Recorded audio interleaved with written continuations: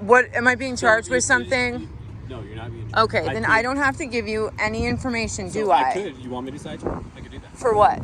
For animal cruelty. Okay, but didn't he just say I was not being charged with something?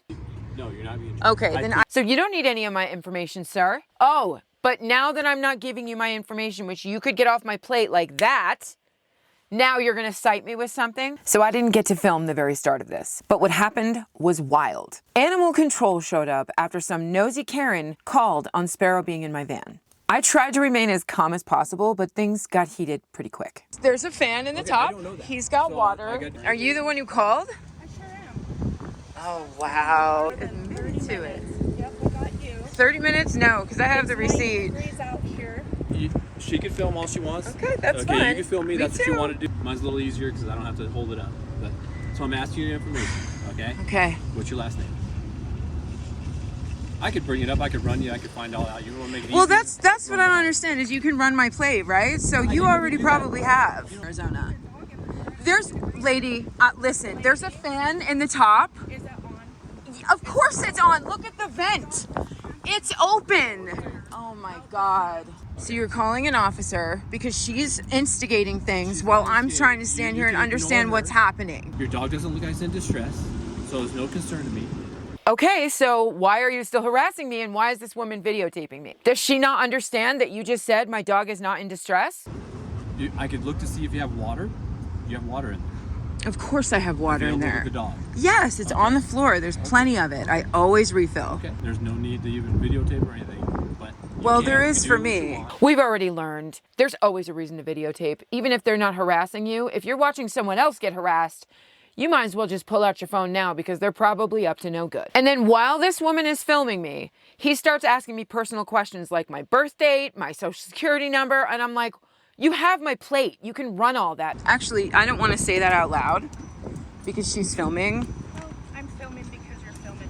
Do you think this is his wife or something? She actually asks him, if you need my footage, do you need my video? Video of what? That my dog is just fine and that I have all the precautionary measures in place, lady? Can we go over here where she can't? Because that's my personal information. I really don't want her to have that. Sir, if you need this video later because she's filming, You're fine. Just, He has a body cam. I'm not trying to escalate things. I just want you in and out of here. I've been harassed a lot and on I don't doubt this that. trip. I don't doubt that. He doesn't doubt it? Oh, does he know something I don't? What do you know about vanlifers being harassed, sir? So I just want You this have no idea. I want this to be as stress-free as possible. No, I wasn't crying in that parking lot to that officer because of that one Karen. I was breaking under the weight of all of it. Prescott, Flagstaff, Salt Lake City, Pocatello. One place after another trying to make me feel like I don't belong. Like my home on wheels is some kind of a threat to them. Like I'm the problem for simply existing with my dog, trying to survive, trying to live free. This is a system that doesn't want people like me, like us, living outside the mold. And if you felt that pressure too, if you've been harassed or displaced, fined, or forced to move constantly, I want you to know you're not alone. And that's why I started my free tier on Patreon. It's not just bonus content, it's a lifeline. It's a place for us to swap stories, share solutions, and find workarounds to keep our freedom intact. No trolls, no shame, just truth, community, and solidarity. And if you're wondering what's next, what comes after van life, we're exploring that too. Our podcast, The Knock Waking Up Van Life, is diving deep into nomadic alternative lifestyles, be it pet sitting, house sitting, work camping, or even renting temporary parking spots, even land sharing and homesteading. These are real options built by real people who refuse to settle. They might not want us doing this anymore, but we were never asking for permission. Before I jump into the whole story, I want to say this. I got sent a little product recently, and it has to do with this whole situation, and it has become an absolute lifesaver. And if you live in a van or a small space, and you're on limited funds and limited power, this is the kind of thing that's gonna be your hero. Disclaimer, this product was gifted to me. I'm not making any money off of it, but I am gonna give you a little discount. There's one more thing I want to say here. Listen, I've lived this and I own this. No Karen, no cop, and no troll knows my story like I do. This van is my home. I built it with my bare hands. Oh, and this dog, he's my family. And this camera is how I fight back with my truth. Let's go. Welcome back to Bunny and Beyond, where we don't sugarcoat this lifestyle. We talk about the raw and unfiltered side of van life. The beauty, yeah, but also the bullshit. And today we're talking about what happens when people think they know your life, your dog, your setup, and they weaponize that ignorance. So buckle up, because this one's personal.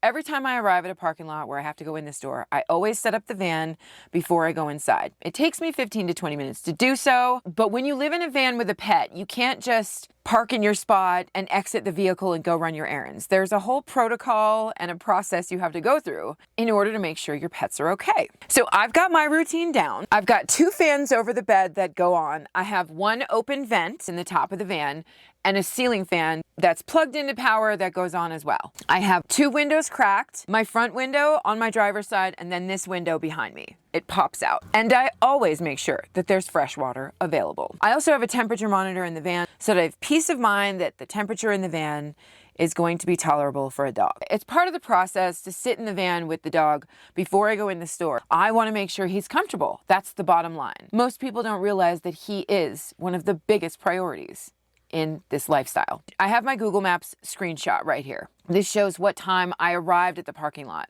I've already told you I have that routine. It usually takes me 15 to 20 minutes, and then I go into the store once I'm certain that he's going to be okay. I've also got my store receipt, which shows what time I paid for the food. The temperature, I also have that recorded. It was around 87 degrees that day. It's definitely warm, but it's manageable. Now, the other thing that most people don't realize is that my van has a very unique roof. It's a double roof, basically. There's 2 fiberglass layers to it and about 6 to 8 inches of dead space in between. It's also painted bright white so it reflects most of the heat. It's such an upgrade from my last van, which was dark blue on the roof as well. It was way too hot. I had to leave everything open, fans on, windows down, and I usually and only went in the store at night or when the weather was cool enough in the morning. With this van, I have a lot more flexibility because of the setup, the roof, and the color of the van. This double roof, that dead space in between doesn't heat up and is still an insulative layer before the heat gets inside the van.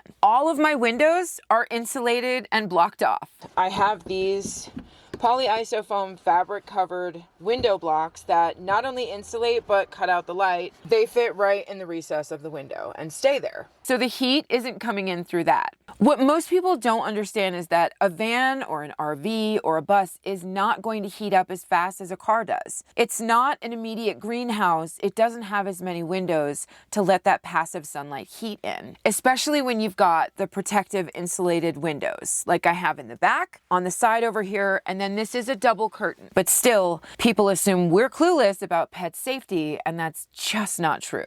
Now here's where things get complicated. Okay, here we go again. So we have animal control outside my vehicle, waiting for me as I get out of Kroger. I come out of the grocery store, bags in hand. I had been in there 17 minutes. No longer. I see the animal control vehicle parked next to my van and the officer is standing outside it. I already had bubble guts. He sees me approach my van and he asks me, "Is this you?" And I said, "Yes. Can I help you?" And he says, "Well, somebody called about your dog in the van." And I said, "There's a vent on the roof and all 3 fans are on, plus he has water." This footage is from the moment I started recording. After I told the officer I'd be filming, because as I've said before, it's just not safe to trust someone who's already filming you when you don't have evidence for yourself. And you can see the officer was cooperative at first, but when he started to try and get information from me and I told him I didn't have to answer any questions, he threatened me with calling backup. Even though he saw that my dog was comfortable in the vehicle and that I had every measure possible to keep him comfortable inside. He wanted to see inside my vehicle, and before I let him do that, I said, "You need to wait because I need to get my phone so that I can record what's going on." And he said, "Well, I've already got a body cam on." I said, "I don't care, I don't." So as we're talking and he realizes that my dog is fine, Karen shows up, the one who called the animal control officer in the first place. And she's filming with her phone. Check it out. She starts calling me names, instigating. She's telling me I'm not a good dog mom. I don't deserve to have a dog. She claimed that it was 90-something degrees outside and that I had been gone for half an hour, which simply wasn't true. And the thing is, I have all the proof right there. The timestamps, temperature readings, and footage of Sparrow just chilling safe and comfortable. So the officer tried to intimidate me by talking about calling the police and giving me some sort of citation. I could. You want me to cite you? I could do that. For what? For animal cruelty. But I'm prepared, and I'm not going to be bullied for doing what's best for my dog. This is where I'm gonna get real about something that so many van lifers face. These assumptions that we don't care about our pets, that's just bullshit. We are giving our pets the best life possible. They get to pee on a bush in every state we visit. They get better socialization. They meet other dogs. They meet other people. They are incredibly loved and adored wherever they go, even on YouTube. My last dog, Dutch, lived for 10 years on the road with me. He lasted to be 14 years old. He was part Doberman, part Vizsla, and part Chocolate Lab. He was a big boy. For a dog that big to have that kind of lifespan is extraordinary. And he lived his best life. We hiked up to just about the last 6 months of his life. And Dutch had seizures, and I had to medicate him, which meant I had 5 vets across the country in a network that would talk to each other, and everyone had each other's fax numbers and phone numbers. And Dutch had to get his liver checked every 6 months. We had to make sure that the medication for the seizures wasn't affecting his liver. I can't express the amount of logistics and planning that goes into that when you have a pet on the road that is sick or has health concerns. Yet,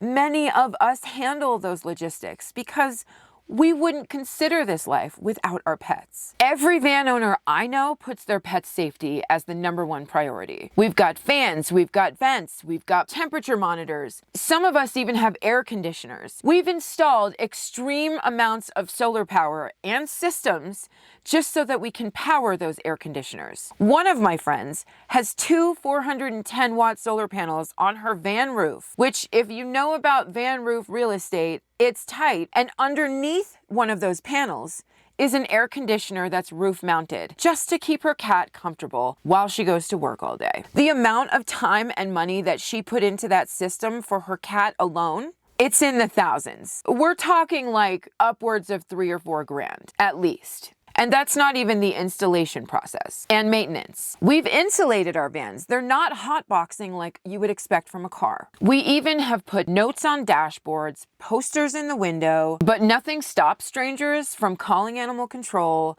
based on false assumptions and ignorance. And again, RVs and vans are nothing like cars when it comes to the heat. Vans and RVs have less glass, better insulation, and we've already set up ventilation systems. And people outside just don't understand what goes on inside the van or RV to keep our pets safe. So to all the Karens and animal control officers that jump to conclusions, maybe do your homework before you judge. Now, because of this whole situation, I wanted to add one extra layer of protection for my dog and for peace of mind. And that's where this little guy comes in. It's the little product that was gifted to me that I mentioned earlier. This is important. I want to be clear. I'm not earning any commission from this. This was gifted to me just to try out. And I was blown away by how well it worked and how much peace of mind it gave me, especially traveling with Sparrow, that I actually went back to the company and asked them for a discount code for you guys. They don't have an affiliate program yet. So this isn't about me. This is for you.